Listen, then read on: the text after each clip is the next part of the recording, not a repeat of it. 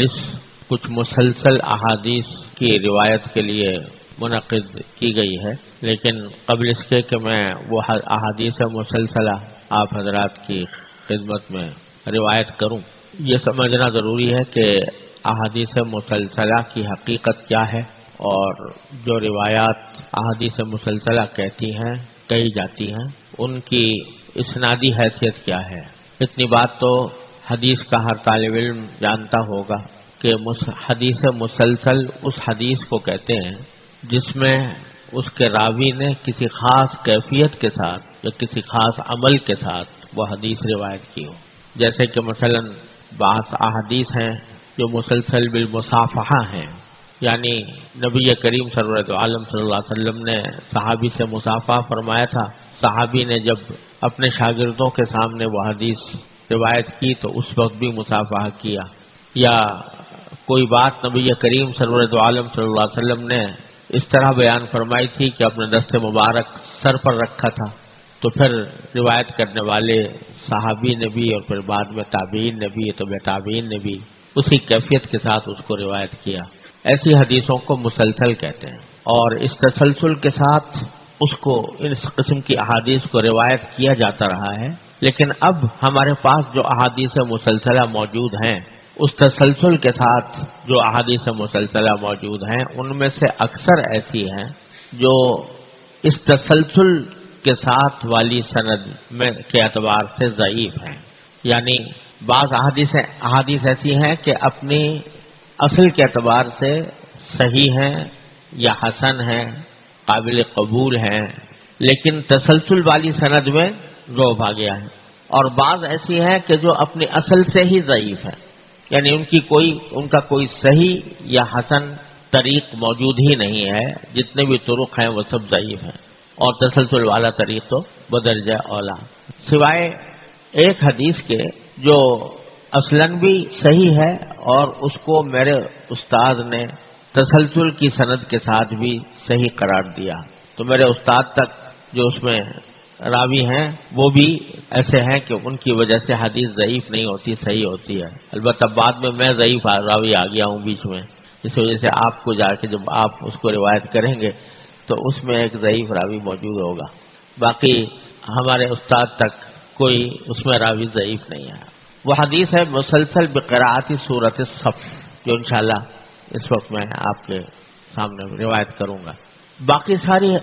تسلسل والی حدیثیں ضعیف ہیں سند کے اعتبار سے، لیکن اس کے باوجود، ان کے ضعف کے باوجود علماء اور مشائخ اور محدثین ان کو روایت کرنے کا، ان کو محفوظ رکھنے کا، دوسروں تک پہنچانے کا اہتمام کرتے رہے ہیں۔ سب مانتے ہیں کہ یہ حدیثیں تسلسل والی سند سے ضعیف ہیں، بعض ایسی ہیں جو اصل میں بھی ضعیف ہیں، بلکہ ایک حدیث تو ایسی ہے کہ جس کو بہت سو نے موضوع کہا ہے، مسلسل بالاسودین جو ہے،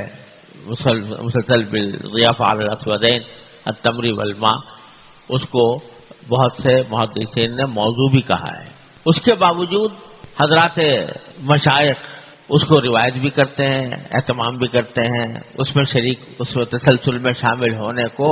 ایک اپنے لیے باعث برکت بھی سمجھتے ہیں۔ حضرت شاہ ولی اللہ صاحب رحمۃ اللہ علیہ کے وقت سے یہ سلسلہ چلا آتا ہے، خود ہمارے دیار میں، ہمارے بر صغیر میں بھی حضرت شاہ ولی اللہ صاحب رحمۃ اللہ علیہ نے ان مسلسلات کو حاصل کیا، دوسروں تک پہنچایا، اور پھر ہمارے مشائخ میں بھی بہت سے حضرات اس کا اہتمام کرتے رہے۔ وجہ کیا ہے؟ باوجود اس ذوق کے وجہ یہ ہے، جو بات اچھی طرح سمجھنی چاہیے، کہ جب کسی حدیث کو علم اصول حدیث کے مطابق کوئی ضعیف کہا جاتا ہے تو اس کا معنی یہ ہوتا ہے کہ اس میں جو راوی آئے ہیں وہ قابل اعتماد نہیں ہیں، کیونکہ قابل اعتماد نہیں ہے لہذا اس پر کسی شرعی حکم کی بنیاد نہیں رکھی جا سکتی، لیکن ساتھ ہی یہ ضروری نہیں ہے کہ ہر ضعیف حدیث غلط بھی ہو، نفس الامر کے اعتبار سے بھی غلط ہو، یہ ضروری نہیں ہے، اس لیے کہ ٹھیک ہے ایک آدمی کا حافظہ کمزور ہے، اس کی وجہ سے اس کو ضعیف قرار دیا گیا ہے، لیکن جس کا حافظہ کمزور ہو کیا وہ ہر بات بھولے گا یا ہر بات غلط ہی کہے گا؟ ایسا تو نہیں، بہت سے لوگ ہوتے ہیں جو حافظہ ان کے کمزور ہے لیکن کچھ باتیں صحیح بھی یاد رہ جاتی ہیں ان کو، لہذا ہر ضعیف حدیث میں یہ احتمال موجود ہے کہ شاید اگرچہ راوی کا حافظہ ضعیف تھا لیکن پھر بھی یہ روایت جو وہ کر رہا ہے شاید وہ ضعیف نہ ہو اور وہ صحیح ہو، یہ احتمال موجود ہوتا ہے۔ بلکہ اگر کسی راوی پر جھوٹ کی تہمت ہو، متہم بالکذب ہو کوئی راوی، تو اس میں بھی یہ تو ضروری نہیں کہ جھوٹا آدمی ہر وقت جھوٹی بولا کرے، اس میں بھی احتمال موجود ہے کہ ہے تو جھوٹا لیکن اس وقت سچ بات کہہ گیا۔ خود رسول کریم صلی اللہ علیہ وسلم نے شیطان کے بارے میں فرمایا نا، ان الکذوب قد یصدق، جھوٹا آدمی بھی کبھی کبھی سچ بول دیتا ہے۔ تو ہر حدیث ضعیف میں چاہے وہ حدیث جو ہے وہ کسی کذاب ہی سے مروی ہو، لیکن اس میں احتمال اس بات کا موجود ہوتا ہے کہ شاید صحیح ہو، سمجھے؟ لیکن اس احتمال کی موجودگی کی وجہ سے اس کو وہ مرتبہ تو حاصل نہیں ہو سکتا کہ جس کی بنا پر کوئی شرعی حکم اسے ثابت کیا جائے، اس سے حلال حرام کے فیصلے کیے جائیں، یہ نہیں ہو سکتا کیونکہ آدمی قابل اعتماد نہیں ہے، اور جب تک قابل اعتماد نہ ہو اس سے کوئی شرعی حکم نہیں قائم ہو سکتا۔ لیکن ایک احتمال چونکہ صحت کا موجود ہے تو ایک محبت کرنے والے کے لیے یہ تنہا احتمال بھی کافی، یہ احتمال کہ شاید نبی کریم سرور دو عالم صلی اللہ علیہ وسلم نے یہ بات فرمائی ہو یا آپ نے یہ عمل فرمایا ہو، تو اس کے لیے ایک عاشق کے لیے، ایک محبت کرنے والے کے لیے یہ احتمال بھی کافی ہے کہ شاید یہ بات صحیح ہو، حضور کی طرف نسبت اس کی درست ہو صلی اللہ علیہ وسلم۔ بلبل ہمی کے قافیہ گل شود بسس، تو اس واسطے حضرات محدثین باوجود جب وہ بیٹھتے ہیں اس مقام پر جو جرح و تعدیل کا مقام ہے، جو فقہ احکام کے استنباط کا مقام ہے، وہاں کہیں گے ضعیف ہے، یہ ہم نہیں مانتے، یعنی ہم اس کے اوپر عمل نہیں کرتے۔ لیکن جو مقام محبت کا مقام ہے، جو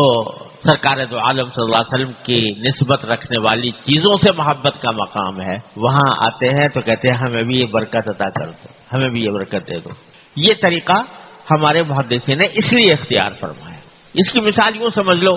کہ جیسے دنیا میں بہت سی جگہوں پر نبی کریم سرور دو عالم صلی اللہ علیہ وسلم کے منہ مبارک کی زیارت کرائی جاتی ہے، منہ مبارک، اور یہ بات ثابت ہے کہ نبی کریم سرور دو عالم صلی اللہ علیہ وسلم نے اپنے منہ مبارک صحابہ کرام میں تقسیم فرمائے، اور صحابہ کرام نے ان کو ایک عظیم برکت کی وجہ سے محفوظ رکھا۔ لیکن اب دنیا میں جو منہ مبارک مختلف مقامات پر ان کی زیارت کرائی جاتی ہے، ان میں سے کسی کی بھی کوئی سند متصل نہیں ہے، اور اگر کسی کی سند متصل ہے تو وہ ظاہر ہے کہ محدثین کے معیار پر پوری نہیں اترتی۔ اس کے باوجود اگر کہیں زیارت کرائی جا رہی ہو یہ کہہ کر کہ یہ نبی کریم صلی اللہ علیہ وسلم کا منہ مبارک ہے، تو ایک محبت کرنے والے کو وہاں پر سند کی چھان پھٹک کرنے کی ضرورت نہیں ہوتی۔ وہاں اس کی محبت کا تقاضا یہ ہے کہ چونکہ احتمال ہے اس بات کا کہ یہ واقعتاً سرکار دو عالم صلی اللہ علیہ وسلم کی کب مبارک ہو، لہذا وہ اس احتمال کی بنیاد پر بھی اس سے برکت حاصل کرنے کی کوشش کر لیتا ہے اور زیارت کر لیتا ہے، کوئی حرج نہیں۔ ایسا ہی معاملہ ان مسلسلات کا بھی ہے۔ لہذا یہ دونوں باتیں ہمیشہ، کیونکہ یہ بھی محدثین نے فرمایا ہے کہ جو احادیث ضعیف ہوتی ہیں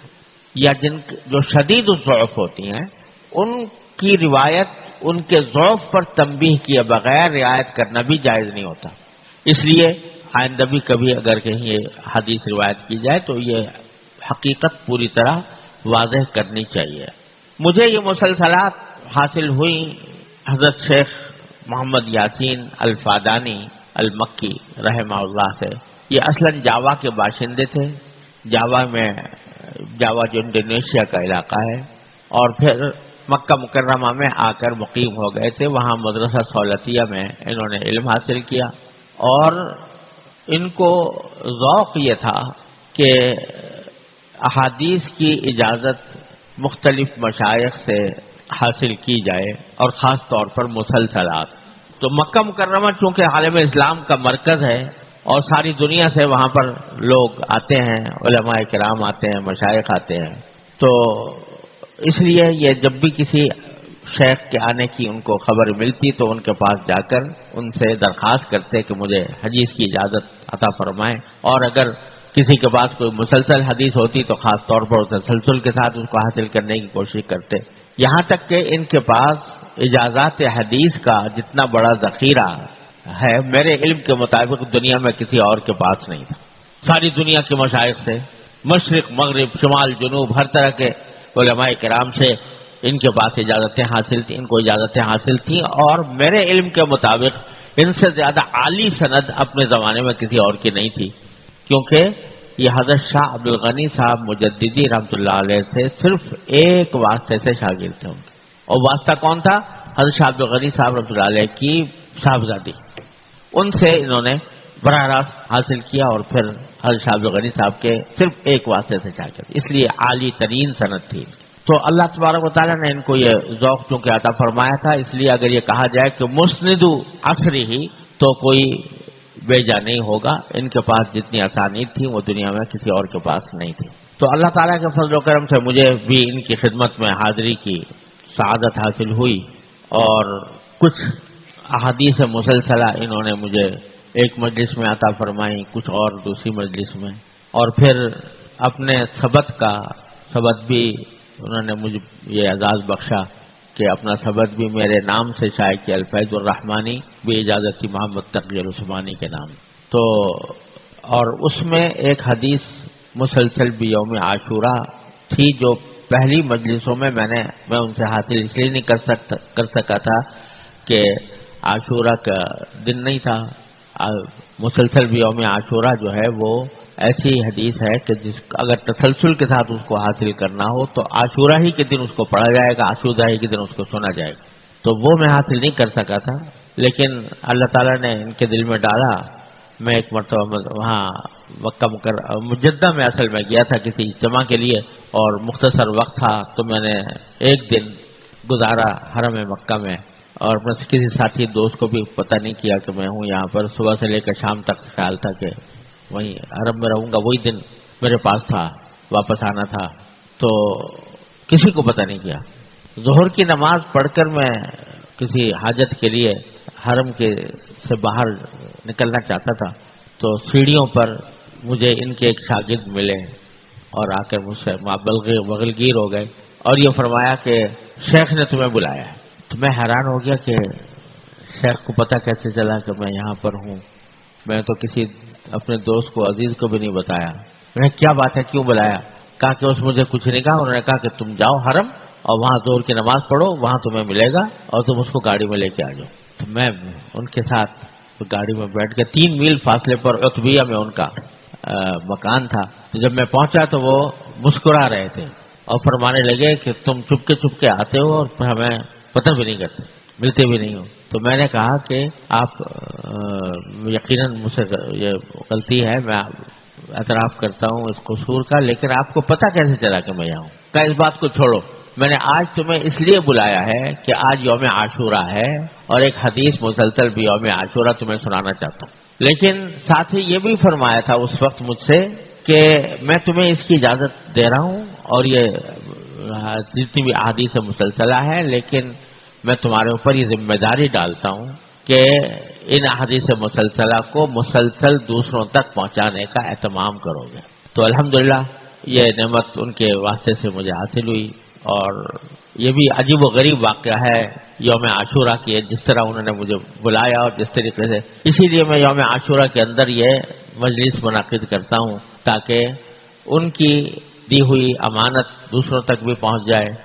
اور ساتھ ہی ان کی وصیت پر بھی عمل ہو جائے. اللہ تعالیٰ اس کی برکات سے ہم سب کو فیض یاب فرمائے. اب یہ اس میں سے میں پہلے حدیث جو پڑھوں گا وہ تو حدیث مسلسل بالاولیہ ہے، یعنی سب سے پہلے کوئی شاگرد اپنے استاد کے پاس جاتا تو استاد اس کو یہ حدیث روایت کرتا تھا. ہم سے لے کر حضرت سفیان بن عیینہ تک اس کا تسلسل قائم ہے. یہ تسلسل کے ساتھ مجھے سب سے پہلے حضرت شیخ حسن مشاط مکی مالکی رحمہ اللہ سے حاصل ہوئی تھی. سن 1963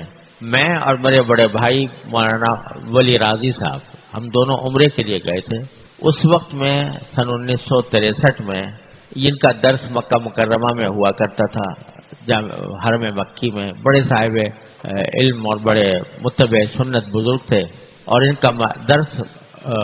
مغرب سے عشاء تک حرم مکی میں باب الزیادات کے پاس